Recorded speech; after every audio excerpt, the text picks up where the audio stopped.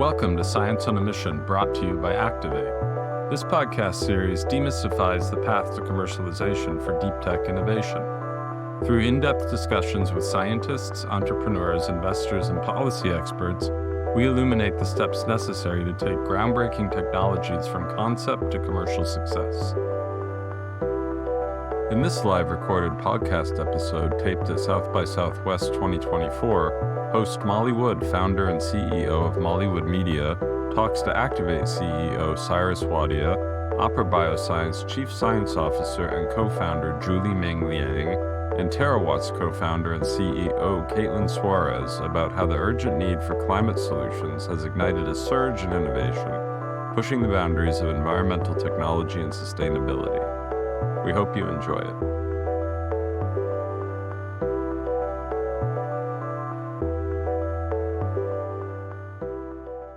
Thank you so much for being here. This is a live recording and fascinating conversation. We're going to talk about what we're calling mountains of opportunity, how the urgent need for climate solutions has ignited a surge in innovative climate tech startups, pushing the boundaries of environmental technology and sustainability. What we're going to try to do today is have a bit of an overview of this kind of increase in really innovative climate tech startups as represented by two of our panelists, and then talk about the challenges, the opportunities, the de-risking, and getting these startups past what we used to call the Valley of Death, but we are rebranding that as the job of our man across from me today. So let me start by having each panelist introduce themselves. I am Molly Wood. I'm the founder and CEO of Mollywood Media. I host a podcast called Everybody in the Pool, where I try to interview brilliant entrepreneurs and investors who are working on this very hard problem. I'm going to start with Cyrus and then come back this way. Yeah, my name is Cyrus Wadia. I'm the CEO of Activate, and we're in the business of helping scientists move their ideas into the world and become entrepreneurs. All right, cool. Hi, everyone. My name is Julie. I'm the Chief Science Officer and co-founder of Opera Bioscience. At Opera, we have a sustainable technology to manufacture proteins more efficiently. So proteins are used in your everyday life in ways that you don't think about. If everyone who's wearing jeans right now, proteins were used in the process of making them. And so we have a sustainable way to make these. Hi, I'm Kaitlyn Suarez. I'm the CEO and co-founder of Terra Watts. We're working on a method of transmitting electricity through the ground without needing wires. And so our vision is, can we create a subsurface transmission system that's, with less copper, more resilient, and can get to scale faster? So clearly, right? Exactly. Solving hard problems with hard technology. Cyrus, I want to get a little bit more from you, if I could, about how Activate works and how you're empowering these two Activate fellows on stage. Yeah, happy to. So Activate's been around for about 8 years, and we run what's known as a fellowship program, the Activate Fellowship. And both our other panelists are fellows, and super exciting to see you both here. What we provide is some financial support, research support, and 2 years of programming, which is around helping an entrepreneur figure things out. So in the sea of resources out there, we have a crack team based in these different communities, I'll name them in a second, that help our entrepreneurs, our future entrepreneurs, figure out how to navigate those resources. And they come in with an idea, something that they cooked. Maybe they've been cooking it in the lab for a long time. It's usually in a hard tech space. So think industrial materials or chemistry or material science. And what they've been doing is developing the technology, and now it's time to grow, scale, bring that to market. And that's not a trivial task. So we provide them a lot of the support and scaffolding around going from the lab to becoming an entrepreneur, starting a company, and now taking that into the world. And then I want to turn to you and ask you to expand a little bit on what that has meant, not necessarily as an ad for Activate, but as entrepreneur scientists who are trying to scale technology for commercialization, for businesses. How important is it to have these communities and have that structure in terms of evolving your ideas, your science, and all of that? Julie, I'll start with you. Yeah, so I came out of my PhD program directly into building the company. And I think one of the main things is we're trained academically to solve problems and understand the science of what we're doing, but we don't understand the market of it. And the things that we think is important as scientists isn't always what the market needs or what the customer needs. And Activate has been really helpful in just kind of getting me out of that academic mindset of the work and into more of the market, and thinking about the market and where we can actually apply our technology and actually sell things. I want to echo everything Julie said and just think about my pathway to Activate, because I think one of the most important things that Activate did for me was, before I even applied to Activate or got in, was teach me I could be an entrepreneur, that a scientist can move from a laboratory to a business setting, and that this plays a critical role in the climate change community. And so this was not something I knew of. I didn't know I was going to be here one day, and so Activate opened that door for me. I just want to add, sometimes it's not so obvious why this is important.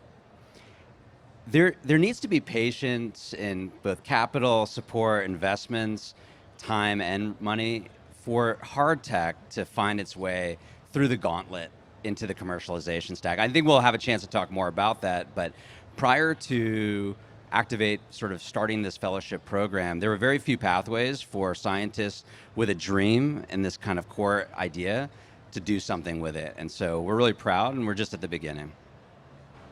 Yeah, I mean, let's stay on this idea, because really this is what when we talk about the Valley of Death, maybe now's a good time for definitions. When we talk about the Valley of Death, what we often mean is all kinds of things, right? In the investment community, it can mean the point where you have some product market fit, but you can't grow past that, right? And then you die. In the academic setting, we often mean that there's really promising research that can't be commercialized because it's too risky or it doesn't scale outside the lab. Stop me if I'm getting these definitions wrong. The reason we're calling it Mountains of Opportunity, by the way, is a rebrand by the new director of ARPA-E, Dr. Evelyn Wang, who I had the opportunity to interview at New York Climate Week, and she said, we're not calling it Valley of Death anymore. That's kind of a bummer, and we're moving away from doomerism, particularly in the climate conversation. It's an opportunity that involves de-risking. Talk about the academic setting a little bit more. I think that's really powerful about the dream you had to become an entrepreneur. Like, what was it that ignited that fire that made you say, the lab is too small for me? Yeah, I think perhaps if I had been at this stage 10 years ago, the academic setting would still be really enticing. I understood it. There is funding out there for these kinds of big, bold ideas. But we're at the point now where we have to go faster, and we have to know tomorrow if these ideas can scale or not scale. And it's not so much about making a career out of researching, and it's so important, but there is this push now to get this science done quickly, and academics is not moving at that scale. It just can't. It doesn't have the flexibility. And so we find that kind of speed and scale and execution in the entrepreneurial space. And kind of to Julie's point too, as a scientist, you're not thinking about how it translates directly into the market. You're thinking about the science, but to make impact, you have to think about the society that it interacts with. I agree with Kaitlyn's point, especially around how, in the academic space, we don't move quickly enough. And so for our technology, it actually has been in development in an academic lab for over 15 years.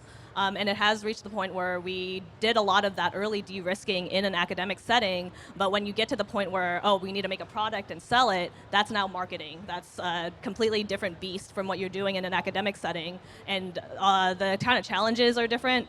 And I also think a lot about how when I started, I didn't start in entrepreneurship. I was really interested in the science of what I was doing. I used to work at a company called Amyris Biotech, where we engineered yeast to turn sugar and ferment it into chemical compounds like diesel.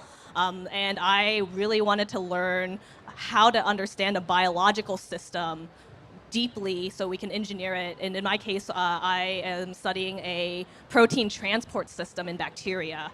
It's called the type 3 secretion system. It's a membrane-bound protein complex, but we've engineered it to pump proteins that we can sell out of the cell, and that's been really exciting. And so for me, the most exciting thing has been really just the scientific research that I'm doing and everything that I get to learn about this protein complex as I'm engineering it. Yeah. What is the impact that you're going for? We're going to talk about commercialization, but come on, this is so cool. So talk to me about the impact and the problems that you're hoping to solve with each of your different fields of research, because it's fascinating. Yeah. So it turns out we use electricity for a lot of things, and which is wonderful in that there's a lot of opportunity. We use it for a lot more things. And a lot more things that aren't electrified. So I think you have a big vision, and that's what got me motivated into this sphere is the world a good enough conductor of electricity that we can use it instead of having to build copper wires? And in my perspective as a geoscientist, you will hit this point where we just don't have enough copper to meet the demand. And especially, like I said, this is a time frame problem more than anything else. We have to go quick. Mining is a slow process, et cetera, et cetera. So I have the big vision. That's what pulls me. That's what's motivating me. And I understand that the technology is not at that scale. And so how do I have the two roads meet where the technology is scaling, but I have to make a business that makes money to keep the dream alive. And it's really, really hard. It's probably the thing that's kept me the most stagnant is understanding how these two pieces are going to fit as we go forward. And that's what I'm learning through Activate. They're giving me the time, the space, the resources, and the experts who can help me, create the best path possible. And what's been exciting for me is, for us, we really want to transform the current processes that are used to manufacture proteins. I think we've worked ourselves into kind of a local maxima with the current systems that we have now, and they're not sustainable. They're not. They generate a lot of water waste, and I think a lot about the impact I want to have is to be able to disrupt an industry that's kind of optimized in this local maxima with just a new transformative process. And we're not the only ones. There are other companies that are doing continuous fermentation processes that reduce water usage and overall energy usage. And so I think a lot about what are current processes that we do now that use a lot of resources that we don't think about because they've been standardized, and how can we change those? Let's sort of take the pieces of commercialization, the pieces of I have frozen because I'm trying to think of a good mountain metaphor, our footholds up the mountain. De-risking is a big one, right? So how do you, as you think about approaching this with knowing that you've got this kind of 2-year cushion that is enabling you, how do you think about de-risking in a way that makes these ideas sort of presentable to the investment community once you're done with this fellowship? I'll have everybody, you could just kick around the de-risking thing. You don't have to wait for me to call on you. Yeah, I can start with that. I think one of the challenges that I have is when you're building a technology, you can kind of think of it in a very linear way, where different steps along the path are riskier than others. And what I try to do a lot in my planning is to move those riskier experiments early on, even if they don't fit in the same linear path that you'd have to do, to address some of those early concerns. And we found a lot of really interesting information just doing that. And then the other side of the de-risking is trying to pick products that have multiple markets. And so in our original pitch, we wanted to make ingredients for cultivated meat. Cultivated meat is a little bumpy right now, but those same ingredients that can be used in cultivated meat can also be used in cell therapies. And so what's been exciting is we didn't actually have to change anything internally on the technical side. It was more on the marketing side and business plan. Yeah. Yeah, I agree. Picking a pathway that lets me take the core science that needs to still be pushed on and continue to expand it is the angle I'm trying to take. So, for example, you could think about using this technology in its current state to power soil sensors for agriculture, so they'll understand how the humidity and the water levels of their field. but I started to realize that I would get to a point where I'm doing a few watts of power, maybe over a long distance, but that's not being able to ask the question of, can I do a kilowatt? Can I do a megawatt? And my real goal of moving a lot of power through the ground. So if I flip that around to the geothermal industry, I can think, okay, they're using sensors as well. They want to know, is this a hot hole in the ground that we've drilled? Is this viable? And as they build out these subsurface areas that we can give power and we can get some data to their instruments, they're eventually going to be transmitting electricity, which is the field I want to be a part of. And so if I can hang out in that vertical for as long as possible, I see the pathway to commercializing. But it's taking me like 7 months to get to this point where I can see that. And it's really critical between where I take the technology and the type of capital that I'm bringing in.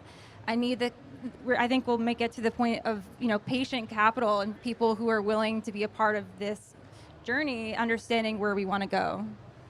I think that's thank you for going there, because that was going to be my next question. That's such an important point when when you deal with the investment community in Silicon Valley. We talked about a pathway out of the valley. It's about funding people. It really is. And it's kind of, it seems counterintuitive in some ways to apply that to brilliant scientists with brilliant ideas. But at the end of the day, it's true, right? You were chosen as fellows because of your leadership potential, which is a really, I think, important thing to point out. Let's, as long as we have started with the investment community, talk a little bit about that. That is kind of, the valley or the mountain, if you will, happens after Activate. And so part of what you're doing is pitching, getting ready to pitch, thinking about funding. What has been your impression so far of the funding environment? Let's talk about patient capital. Let's talk about the mechanisms for funding that exist now and where they're working and where they're not. I'm just looking at you. You're going first. I mean, the theme is going to be it's slow in that, as I think the bias as a scientist, having worked with grants, my goal is to get non-diluted funding in. And the grant cycle with government funding is amazing and it's out there and the opportunity is incredible. It's just slow to get those going. I know that I have a responsibility to take the vision and take the company as far as it can go. And so I'm willing to wait on capital that will give me more control so that I have more power over how this company grows. But that being said, being a part of the Activate community, and I think some of the panelists we were just listening to in the philanthropic side, people are starting to think about how to bridge this gap between money that is still making impact, that is keeping businesses alive over the valleys. And I'm so grateful to be a part of the community that I get to know who those people are and interact with them. And as I go forward, I know who to target, as opposed to maybe more traditional VC with looking for just the return in 10 years. And so, yeah, it's tricky. It's a big learning curve on top of everything else. I liked Kaitlyn's point about just the control over your company and kind of the different funding sources and the strings attached to them. For us, we are currently primarily funded on non-dilutive grant funding, and it's a little slower. We're growing a little slower, but we also are able to be more intentional. And I think about how I thought about the company a year ago and what our plan was. If we had gotten, really early investment funding right then and went with that, that would have been the wrong path. We would have had to pivot right away, but then now we would have been on a more high pressure timeline because we've taken investor funding. So I really liked that point. And so, yeah, we're trying to build it intentionally. The other point I wanted to make, especially for us, we have a sustainable biotech technology in a climate space. And a challenge that I encounter a lot is a lot of climate investors, they think about climate work as decarbonization or energy reduction, or how to create more energy. Yeah, so we're here at South by Southwest, and how cool is this? We get to see all this great technology, but there's a retraining with the investment community that is in process and that needs to continue, and that is back to the patient capital. Different than software or virtual reality, we're seeing a lot of that here today. If you want to build a thermal battery company or a geothermal company or the things that we're talking about today, it's going to take a while and a heavy investment. And I think that the venture community in general, if we look at it broadly, while they're starting to make more investments in climate, we can do more. But I guess the question I would ask is, do we believe there is patient capital out there? Truly believe it? I'm skeptical. And this goes back to just how the system is incented, and government has a role to play, the private sector has a role to play, and the investment community has a role in all stages of investment, venture, private equity, growth equity.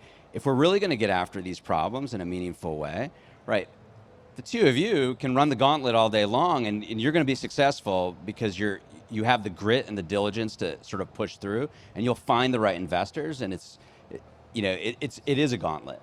But if we want to make this go faster and better for all entrepreneurs out there, we have to be thinking at the system level in terms of like what needs to change for truly patient capital to be there for hard tech that solves these big problems like climate.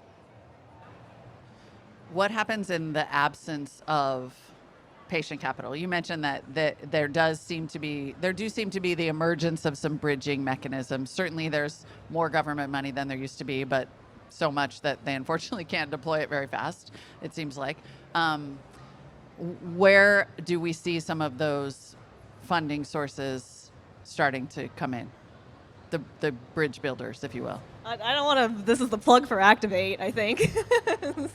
I really, Activate, yes. Do you want to plug Activate? Stipulate. Oh, feel free. No, please. But yes, I think their Activate name is on the door, so plug away. Activate is one of the bridge builders, really, connecting us, especially coming from, again, academia, where we don't learn business and what the path looks like. It's nice to have the structure of Activate telling us, like, what's been really great is having this community of fellows that are all building their companies in different ways. Some people did take investor funding right away. Other people went more slower grant, non-dilutive route. But what's been great with being in Activate is seeing all these stories, being able to talk to people about their process and the path that they're taking so that we can do the path that makes sense for our company and what we want with it. Yeah, I'll echo that. I think my first entry into the idea that entrepreneurship was the right way to go was actually the creation of the NSF TIP Directorate. So it's Technology, Innovation, and Partnerships. And it's probably the first time that the NSF is willing to give money to companies instead of just in academic settings. And they have a new chart that says that we have to think about use-inspired research. So the research is going in a direction that we understand there's a use case for this, for the work. It's wild that that's new. It's wild that that's new. And I think you just nailed it. For years, we've been suffering. I'm going to go to the private sector now, which is where I've had the opportunity to live for the last 10 years. I think that there's sort of a general misunderstanding out there in terms of how commercialization happens and what the role of these companies are. But the thing that we're suffering from is sort of a failure in a way of the private sector to continue early stage science and research and development. You hear these stories all the time, the Bell Labs of the past, Xerox PARC, places where earlier stage science and development was happening that had an off-ramp directly into a company that could actually bring that to life. And as those companies retreated from those core activities and continued to, the government has tried to figure out ways to plug in, but I don't know, sometimes it feels like we're throwing darts at a dartboard where you have, sort of this tech transfer idea over here, commercialization. All of it's good and it's all well intended. But I would say, my call to action back to the private sector would be, hey, we need your help here to come back in a little bit more strongly. And I don't know what that looks like, but we need to, as Activate, one of the things we're thinking about is how do we create faster off-ramps of our fellows directly into companies that are well positioned to help grow and scale these. Because again, we're all racing against the clock and we got to be thinking about that. Let's put a little bit of a finer point on the extent to which it's a bridge. Activate does not take equity. We should probably specify no ownership in the company. It is non-dilutive funding. And sprung out of academia, right? I mean, there's still, certainly when you look at thriving technology centers, they're usually situated where there is a great R&D university. So the path from academia to commercialization exists. It's been weakened in the United States, as we've been talking about. Activate sort of built on that idea, right? Because it sprung out of a university lab. So give us some of that history and talk about how, like, you've seen academia changing, if at all, in the direction, like you said, now at least there is a sense of outcomes to research. I've definitely seen it in the biotech side. There are a lot of incubator programs set up. Incubators programs are basically generally shared lab space within a university. The capital equipment cost to set up a biotech lab is quite expensive. Could be into the millions to just get standard equipment that you need to use for your experiments. In the incubator space, we have shared space. So I'll talk specifically about Northwestern, where my company is out of. Northwestern in the past 2 years just started the Query Incubation Lab to better assist academics coming out of university, trying to build companies. They're connecting us with investors. They're also providing some startup funds, and it's all managed through the tech transfer office. And they get to see a lot of this because they see the patents that are coming out of the university, and they're trying to build a better pipeline to actually support those patents actually getting commercialized. And I see this in other universities as well. Berkeley, MIT, Harvard, yeah. Do you want to add? Well, let me just say something real quick. I might be popping up too high here, but yeah, so bring me back down to earth. So we're able to support 40 to 50 new science entrepreneurs every year. That's great. But I think what we're really in the business of is thinking about Activate. I know we're talking a lot about Activate, but let's talk more about just entrepreneurship as a pathway for PhD students, postdocs, faculty that are in this space. This is important because I don't know where the next dream that could change the world is going to come from. It hurts a little bit that I can only do 40, 50 of these a year. I want to grow that, and we will. But there are 40,000 graduating scientists a year in this country.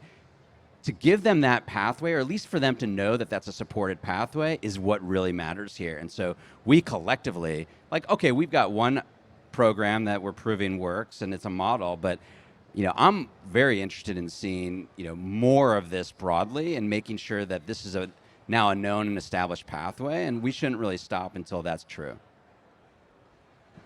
Yeah, I totally agree. The more if ski lifts up the mountain, the better off we're all going to be. Activate's certainly one, gets you a certain way. We need to go further.